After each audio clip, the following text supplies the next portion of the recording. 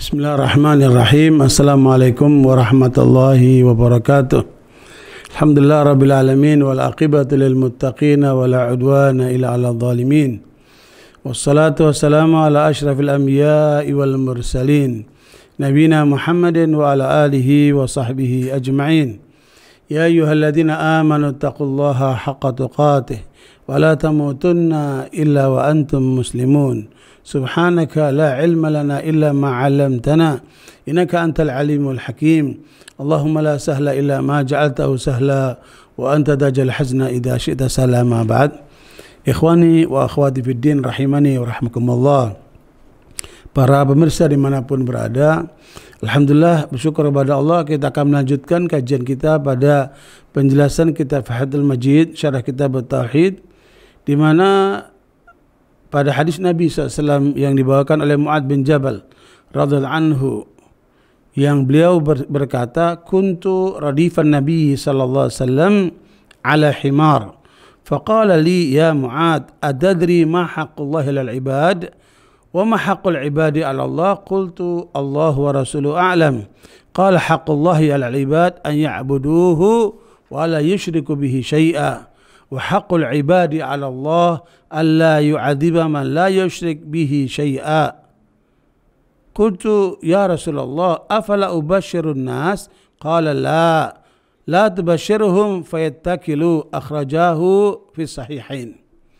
Jadi hadis sahih riwayat Imam Bukhari dan Muslim ini merupakan satu hadis agung yang hendaknya menjadi perhatian kita dari riwayat Mu'adz bin Jabal radhiyallahu anhu. Mu'adz bin Jabal ini adalah seorang Ansari, seorang penduduk Ansar yang menurut sejarahnya beliau masuk Islam pada umur 18 tahun. Dan Mu'adz bin Jabal ini termasuk ikut dalam perang Badar dan perang-perang berikutnya, sampai kemudian beliau dididik oleh Rasulullah SAW menjadi ulama pada masa itu, dan dia termasuk ulama muda yang kemudian direkomendir oleh Nabi SAW, a'lamukum bil halal wal haram Mu'adz bin Jabal. Ya, orang yang paling paham dari kalian tentang halal haram adalah Mu'adz bin Jabal. Sebagaimana Nabi juga mengatakan, aqdakum Ali bin Abi Thalib. Orang yang paling menguasai tentang qada atau peradilan adalah Ali bin Abi Thalib. Alamukum bil faraid Zaid bin Thabit. Dan orang yang paling mengerti tentang ilmu faraid adalah Zaid bin Thabit. Begitulah seterusnya. Masing-masing sahabat diberikan kelebihan dan direkomendir oleh Nabi SAW dari masing-masing ilmu yang mereka pelajari itu. Sehingga Mu'adz bin Jabal radhiyallahu anhu, meskipun dia masih muda, karena dididik oleh Rasulullah dan merapat dengan Rasulullah, sehingga beliau diberikan ilmu yang dalam yang diwarisi dari Nabi Muhammad sallallahu alaihi wasallam, sehingga pada waktu terjadi Fathu Mekah, penaklukan kota Mekah tahun 8 Hijriah, Nabi SAW kembali ke Madinah dan Mekah diangkat gubernurnya adalah Mu'adz bin Jabal untuk mendidik masyarakat yang ada di Mekah itu. Maka begitulah ilmu Mu'adz ini yang luar biasa, sehingga menjadi mata air dari ilmu-ilmu Islam yang diberikan oleh beliau. Dan kemudian beliau ini berdakwah di wilayah Syam, ya, terutama pada masa Umar al-Khattab anhu, dan pada saat itu terjadi pandemi kolera. Ya, kepemimpinan komandan terbesar dipimpin oleh Abu Ubaidah bin Jarrah, dan ulama yang mengajarkan umat adalah Mu'adz bin Jabal. Dan kedua para sahabat ini terkena ya pandemi kolera, sehingga mereka meninggal pada masa pandemi kolera di Amwas namanya, wilayah yang ada di Syam. Pada waktu itu setelah terjadi pertempuran antara mujahidin para sahabat ini dengan kaum Romawi yang sebenarnya tidak seimbang, tetapi Allah menangkan kaum muslimin, dan akibatnya banyak dari kaum Romawi itu yang terbunuh, begitu pula dari sisi umat Islam yang terbunuh, sehingga penguburan umat Islam didahulukan, sehingga terlambatlah penguburan dari mayat-mayat yang ada pada kaum Romawi itu yang mengakibatkan kemudian pandemi kolera itu, sehingga terbawa oleh angin dan menyebar di masyarakat, sehingga kemudian Abu Ubaidah Jarrah juga Mu'adz bin Jabal menyuruh umat untuk menjaga jarak itu, social distancing itu dari situ awalnya. Kemudian mereka disuruh untuk naik-naik gunung, meninggalkan kota untuk menjauhi pandemi itu, ya. Dan waktu itu yang meninggal dari umat Islam ada 20.000 lebih karena pandemi ini.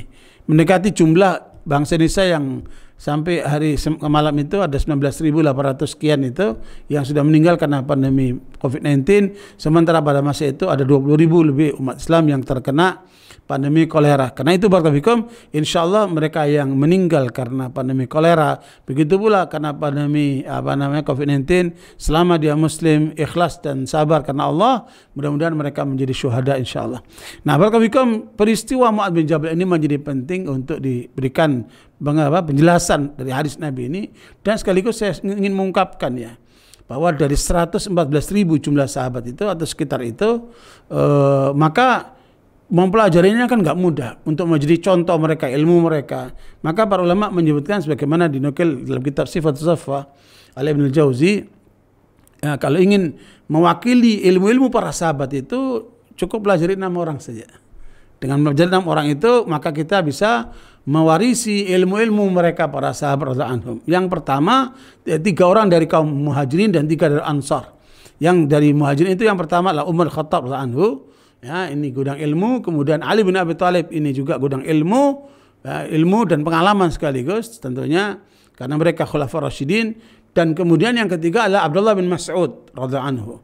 Radhiyallahu anhum ajma'in, ini 3 orang menjadi gudang ilmu dari kaum Muhajirin. Adapun 3 orang dari gudang ilmu yang dari Madinah, dari kaum Ansar, yang pertama adalah Zaid bin Thabit. Ini yang disebut ahli tentang faraid. Dan dia termasuk ketua tim pengumpul Al-Quran ini yang ditugasi oleh Abu Bakar As-Siddiq, sehingga terjadilah mushaf yang sedang berada di tangan kita ini. Ini termasuk jasa besar daripada Zaid bin Thabit. Kemudian yang kedua adalah Mu'adz bin Jabal ini, ya, seorang sahabat Nabi yang direkomendasi sebagai ulama yang kata Nabi nanti di hari kiamat di pada mahsyar Mu'adz ini akan memimpin rombongan para ulama. Jadi beliau di depan, semua ulama di belakangnya. Mu'adz ada di depan karena beliau ini adalah ulama yang kemudian menjadi didikan Nabi SAW yang sangat dekat dengan beliau. Nah yang ketiga adalah Abu Darda. Abu Darda ini juga dikenal sebagai ulama yang sekaligus orang yang bijak, ya, ilmu yang begitu dalam. Karena beliau tadinya itu adalah pengusaha sukses, kemudian mendalami ilmu agama dan fokus di dalam dakwah dan perjuangan. Karena itu barakallahu, inilah 6 orang yang penting untuk kita ketahui, untuk kita gali ilmunya, untuk mewarisi ilmu para sahabat. Nah hadis yang dibawakan oleh Mu'adz bin Jabal ini menarik sekali, yaitu beliau mengatakan, aku suatu waktu membonceng Nabi SAW. Jadi dia dibonceng sama Nabi di atas keledainya. Jadi Nabi ini seorang yang sangat sederhana, kemudian membonceng Mu'adz bin Jabal sambil kemudian dalam proses perjalanan mengendarai keledai ini. Dan informasi dari para ulama menjelaskan keledai ini diberikan hadiah dari Muqawqis, ya. Muqawqis ini seorang penguasa pada masa itu memberikan hadiah keledai namanya Ufair, yang kemudian dikendarai oleh Nabi SAW, dan beliau membonceng sahabat Mu'adz bin Jabal. Nah pada saat itu Nabi bertanya kepada Mu'adz. Nah ini cara mengajarkan itu tidak harus dengan ceramah, tidak harus dengan pola pelajaran di kelas, tapi juga bisa dalam forum-forum yang lain, dalam perjalanan dan lain sebagainya. Nah ini contoh, Nabi memberikan pendidikan kepada Mu'adz sambil berjalan, ya, di atas kendaraan himarnya itu atau keledainya itu, mengatakan, atadri ma haqqul ibad, tahukah kamu wahai Mu'adz apakah hak Allah terhadap hamba-hambanya, atas hamba-hambanya? Maka kemudian pertanyaan kedua, wa ma haqqul ibadi ala Allah, dan apa hak hamba-hamba ini kepada Allah? Jadi Allah sang pencipta, hamba makhluknya. Ya, apa hak Allah terhadap hambanya dan hak hambanya terhadap Allah? Suatu hal yang fair, take and give dalam arti bahasa umumnya manusia. Qultu Allah wa Rasulullah alam. Karena Mu'adz tidak tahu, maka akhlak seorang murid itu kalau tidak tahu jangan menjawab. Lebih bagus diam dan katakan Allah wa Rasulullah alam, Allah dan Rasulnya yang lebih tahu. Maka Nabi kemudian memberikan penjelasan kepada Mu'adz, haqqullahi 'alal ibad, haqqullahi 'alal ibad an ya'buduhu wa la yusyriku bihi syai'a. Jadi haknya Allah atas hambanya agar semua hamba itu beribadah hanya kepada Allah dan jangan menyekutukannya sedikit pun. Nah, disinilah sekalian pentingnya untuk senantiasa kita menjadi hamba Allah, tunduk kepada Allah, mengikuti syariat Allah dan jangan mencederai sedikit pun dengan kemusyrikan. Itulah yang Allah SWT mengajarkan kepada Nabi Muhammad SAW, kepada umatnya, ya, yang ada di dalam surat Az-Zumar, ya, ayat ke-64 Allah katakan, qul afa ghairallahi ta'muruni a'budu ayyuhal jahilun.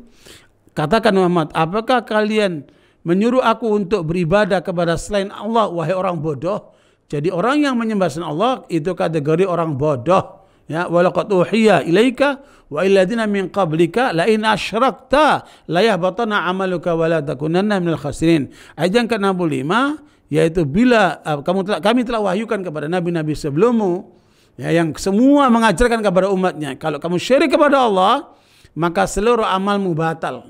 Jadi syirik ini akan meruntuhkan keimanan apabila syirik besar dan akan meruntuhkan amalan apabila syirik kecil. Dua-duanya itu harus kita hindari. Ya, makanya Nabi SAW mengajarkan kita berdoa untuk terhindar daripada syirik besar, apalagi syirik kecil, apalagi syirik besar. Allahumma inna a'udzubika an usyrika bika syai'an wa ana a'lamu wa astaghfiruka lima la a'lam. Jadi kita berlindung kepada Allah dari segala kemusyrikan yang kita tahu maupun yang kita tidak tahu. Makanya Umar Khattab anhu mengajarkan doa juga dalam doa itu beliau mengatakan, Allahumma ja'al amali salihah wa ilaika khalisa wa la taj'al linnasi fihi syai'ah.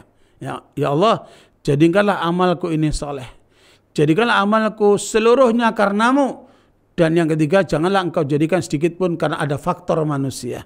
Jadi betul-betul amalan kita fokus semuanya hanya untuk Allah. Makanya para ulama, para anbiya mengajarkan, ya, khairu ma qultu ana wan nabiyyun min qabli, kata Nabi, sebaik-baik yang aku ucapkan nabi-nabi sebelumku adalah la ilaha illallah wahdahu la syarikalah lahul mulku wa lahul hamdu wa huwa ala kulli syai'in qadir. Jangan lupa untuk memperbanyak baca itu, paling tidak sehari berapa? 100 kali. Ya, semoga dengan itu kita mengikuti jejak para nabi di dalam mensucikan tauhid kita dan agar kita terjauhkan dari syirik. Kemudian yang berikutnya, wa ma haqqul ibadi 'ala Allah, apakah hak para hambanya kepada Allah? Maka Rasul menjelaskan haqqul ibadi 'ala Allah. Rasul menjelaskan haknya hamba atas Allah adalah alla yu'adziba man la yusyrika bihi syai'a. Allah tidak akan menyiksa hambanya selama hamba itu tidak menyekutukan Allah. Jadi maknanya dia akan dimasukkan ke dalam surga, sehingga tidak dimasukkan ke dalam neraka selama dia tidak terlibat dengan kemusyrikan. Makanya jangan pernah kita terlibat dengan kemusyrikan, karena itu adalah merupakan sesuatu yang tercela dan sesuatu yang dikecam oleh Allah. Innallaha la yaghfiru an yushraka bihi wa yaghfiru ma duna dzalika liman yasha. Allah tidak akan menerima atau Allah tidak akan mengampuni orang yang menyekutukannya dan akan mengampuni orang yang berbuat selain daripada itu. Karena itu barakallahu fikum, janganlah kemudian kita terlibat dengan kemusyrikan sekecil apapun. Apakah nyembah matahari, apakah nyembah bulan, apakah nyembah malaikat, nyembah nabi, nyembah orang soleh, nyembah kuburan, atau nyembah gunung, nyembah keris, nyembah apa saja itu. Jangan kita lakukan itu, karena itu semua kemusyrikan. Kita hanya menyembah kepada Allah subhanahu wa ta'ala. Inna salati, qul inna salati wa nusuki wa mahyaya wa mamati lillahi rabbil alamin. Katakan, salatku, ibadah, kurbanku, mati dan hidupku hanya untuk Allah. Karena itu kepada tauhid inilah kita selalu menjaga supaya utuh, sehingga hidup kita hanya untuk Allah subhanahu wa ta'ala. Kemudian Mu'ad bertanya ke Rasulullah, ya Rasulullah, afala ubashirun nas, suatu hal yang luar biasa penjelasan Nabi ini. Maka Mu'ad akan merasa senang sekali kalau dia bisa memberikan kabar gembira ini kepada manusia.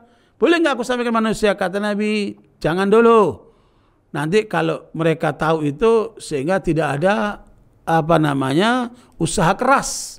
Ya, tidak ada satu proses upaya-upaya sehingga mereka nanti hanya bertawakal saja, ya, bergantung saja. Tidak.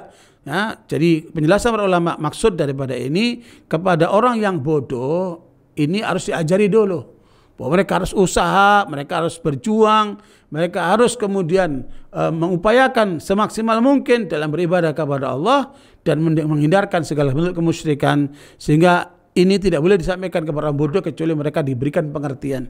Adapun kepada orang berilmu tentunya ini tentu disampaikan untuk menjadi pegangan agar kemudian mereka senantiasa beribadah kepada Allah dan menjauhi segala macam kemusyrikan. Dan hadis ini sahih, diriwayatkan Imam Bukhari dan Muslim, sangat kuat sekali, yang tentunya kita semua sebagai umat ahli sunnah wal jamaah menerima Sahih Bukhari dan Sahih Muslim menjadi panduan kita, rujukan kita dari apa yang disampaikan oleh Nabi SAW dan para sahabatnya.